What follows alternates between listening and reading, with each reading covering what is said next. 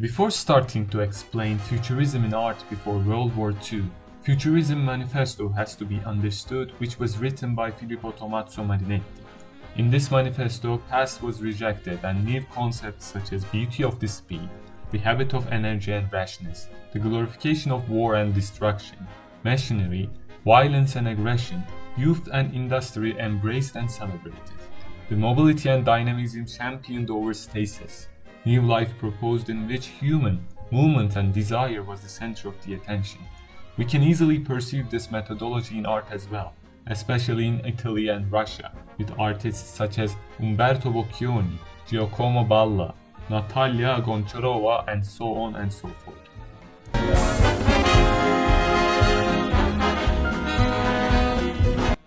Umberto Boccioni was an influential Italian painter and sculptor. He helped shape the revolutionary aesthetic of the movement as one of its principal figures. Despite his short life, his approach to dynamism of form and the construction of solid mass guided artists long after his death. His works are held by many public art museums, and in 1988, in New York City organized a major retrospective of 100 pieces.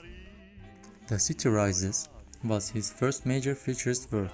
Buildings in construction in a suburb can be seen with chimneys in the upper part, but most of the space is occupied by men and melted together in a dynamic effort. Boccioni does emphasize some of the most typical elements of Futurism, the exaltation of human work and the importance of the modern town built around modern necessities. Dynamism of a Cyclist is a 1913 painting that demonstrates the Futurists' preoccupation with speed, modern methods of transport, and the depiction of the dynamic sensation of movement. Unique Forms of Continuity in Space is a 1913 sculpture. It's seen as an expression of movement and fluidity. The sculpture is depicted on the obverse of the Italian issue 20-cent euro coin.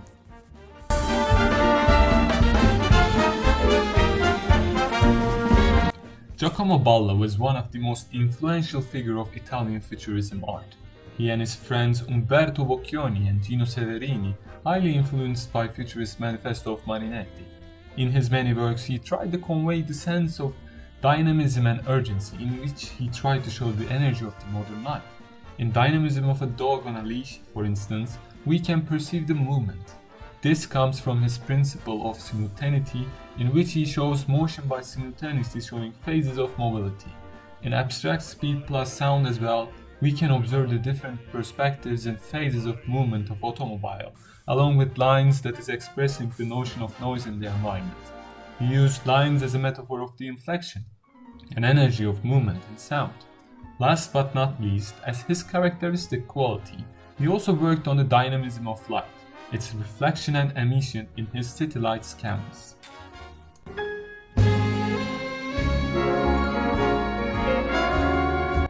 Carlo Carra was one of the most influential Italian painters of the 20th century.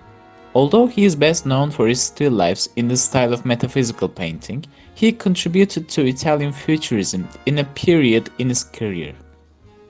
He met the poet Filippo Marinetti and the painter Umberto Boccioni in 1909, which led him to divert his style to Futurism, an aesthetic movement that exalted patriotism, modern technology, dynamism, and speed. His most famous painting is The Funeral of Anarchist Galley, which reflects futurist aspects with the expression of dynamic action, violence, and power. And another famous work of Carra is a collage named Patriotic Celebration Free Word Painting, in which we can once again see the traces of futurist aspects such as dynamism, repetition, and movement. Before he moved on with a new style of simplified realism, he created many futurist works that are still cherished and remarked.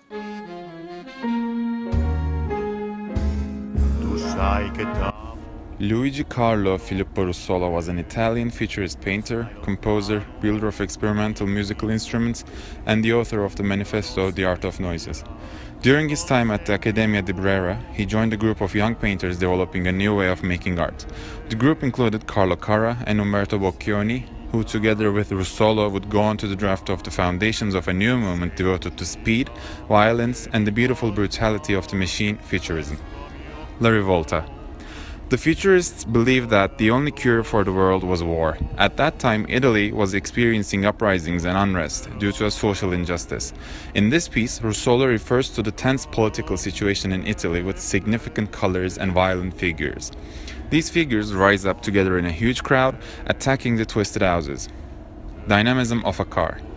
What you see here is a car in motion. He tries to fragment the appearance of motion, in particular taking an object and deconstructing it into new entities that are then rearranged into a new interpretation of the same object. A fundamentally new perspective on the familiar. The shape of the aerodynamic model car can be easily seen. They are broken into triangular parts and then rearranged, but instead of focusing on the static aspects of the car, Russolo tries to showcase the idea of motion. The car seems to move at high speed, casting a moving shadow on the pavement. Perfume. Perfume shows the sensory experience of smell, translating fragrance into colors and lines that engulf the female subject. The title's suggestion of the olfactory perceptions can be related to an experimental aura, where exotic perfumes and rare essences are intoxicating the subject to a point of physical collapse.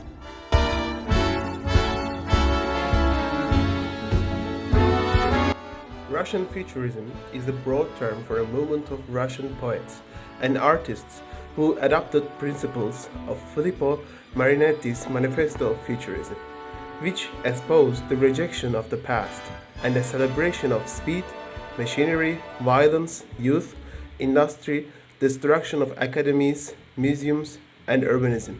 It also advocated the modernization and cultural rejuvenation.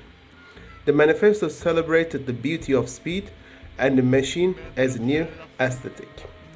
David Burliuk, since the 1910s, has been known and referred to as the father of the Russian Futurism. And though the lifespan of the movement was short, the name of David Burliuk was and still is the symbol of appetite, artistic notoriety, and scandalous public behavior mixed with inexhaustible creativity. Russian Futurism also adapted ideas from French Cubism, which coined the name Cubo-Futurists. Alexander Bogomazov is an underappreciated hero of modern art. His primary work was in the realm of a distinctive style of Russian painting known as Cubo-Futurism, which synthesized the theories from Cubism with those of Italian Futurism. Natalia Goncharova explored primitivism simultaneously with the emerging trend of Futurism. On the one hand, she found inspiration in the color relationships and subject matter connected with Russian folk art. On the other hand, she was fascinated by the Cubist search for hyperspace. Le carovane del Tigray verso la stella che oramai brilla.